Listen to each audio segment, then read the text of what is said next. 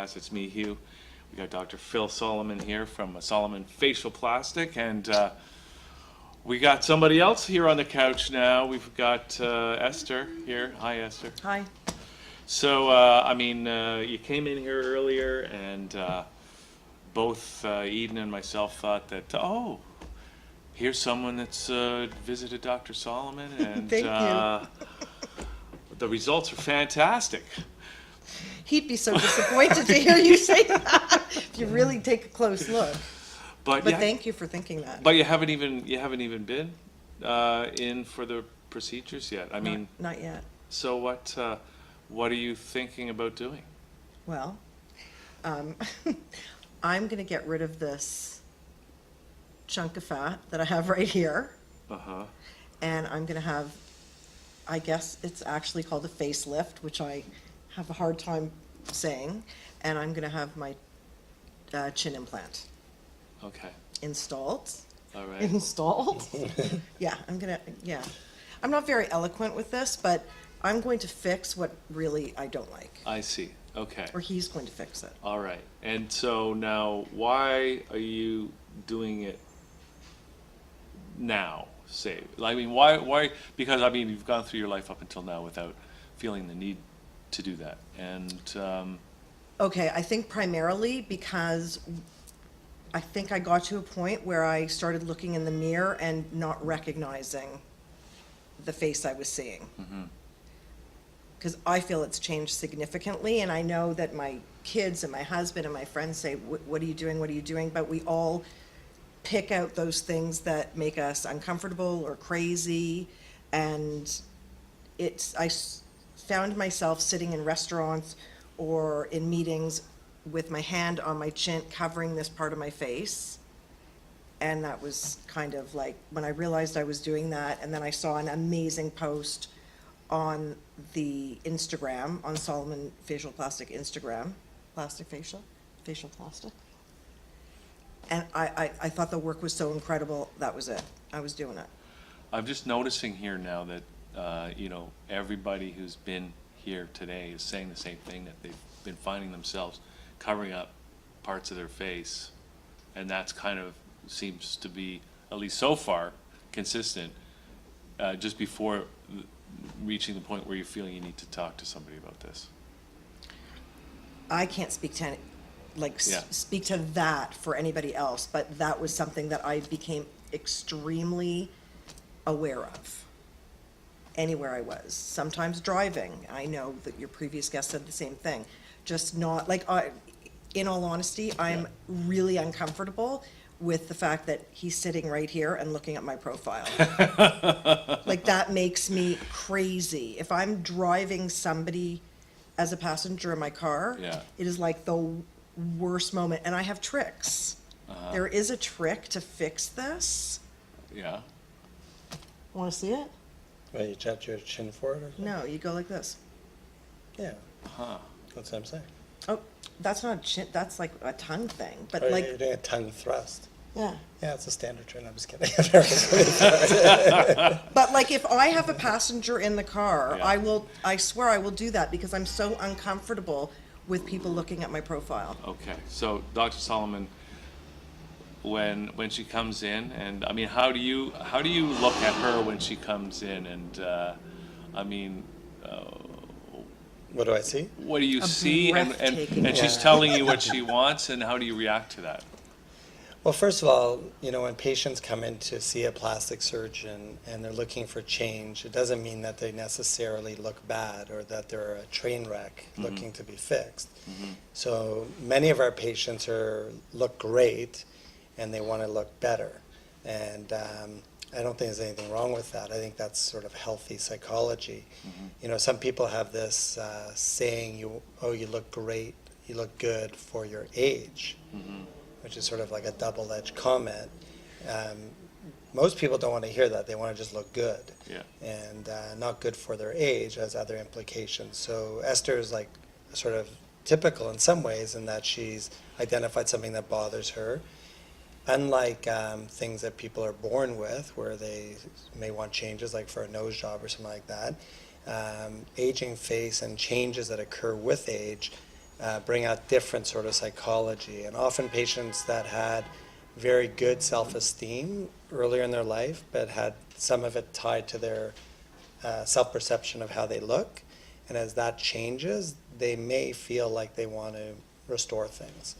And it sounds like that's what's going on with Esther. And if they're bothered by it, then they have the ability to make those changes.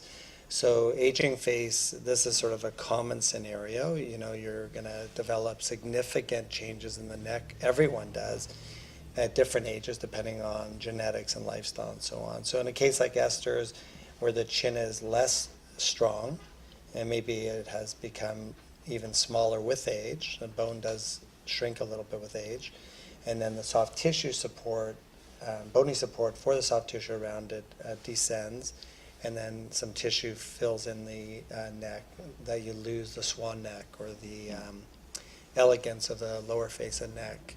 And that's very important to any patient, men and women, especially women though. Women sort of, their identity may be tied to their the way they self-perceive themselves and how they present themselves to society. Men too, but it's different for men in some ways. Yeah. And we see probably 2/3 women, 1/3 men. So certainly men will notice the changes of the face as it ages as well. And then there's non-surgical things that you can do, such as Botox, filler, lasers, non-surgical things that can improve certain aspects of the face. But with regards to the area that Esther's concerned about, it's really a surgical problem, which surgery can make, long-standing, like permanent differences. So that's sort of our strategy. So what would you? That excites me. It actually does.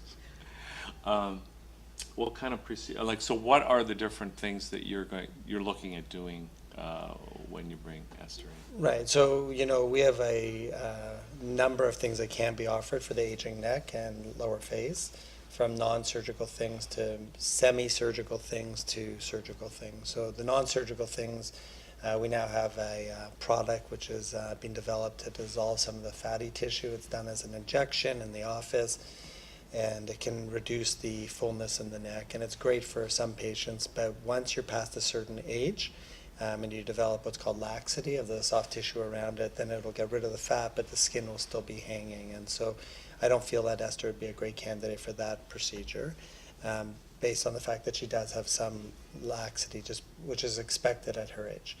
Her age. Well, at your age. But when you're in your 30s, you can get away with some of these less invasive things. Once you're past your 40s, they become less effective. And also depends on your endpoint, whether you're going for just improvement or you're going for the best result you can get. In my opinion, surgery is going to give you the best result.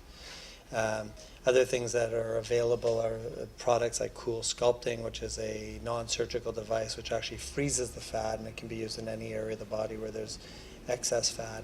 And it does have a handpiece that fits under the chin. Again, it's good for getting rid of fat, but doesn't deal with tightening the surrounding soft tissue or skin laxity.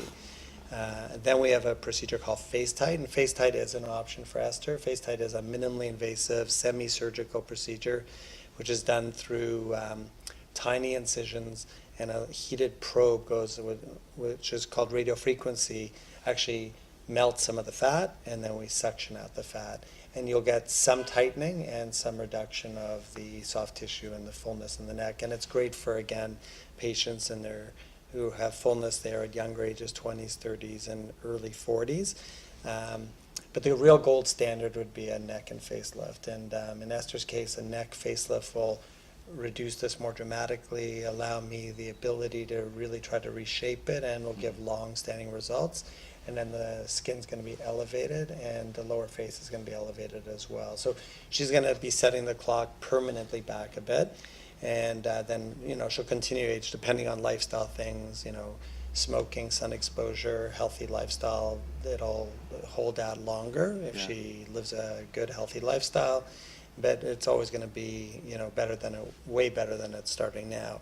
And the reason we consider doing the chin implant as well is that I find that the results in a case where the chin is set back a little bit will be more significant, and again, I think will last longer if we put a chin implant at the same time. So that's sort of the way we arrived at sort of this strategy. And we talked about these different options, and each patient will be different. You could have a twin sister of Esther's who may choose to do face tight, just depending on their risk tolerance, their own sort of goals of how much change they want, and whether their downtime. There's more downtime for recovery from a procedure like this than for the face tight option as well. So how does that all sound to you, Esther?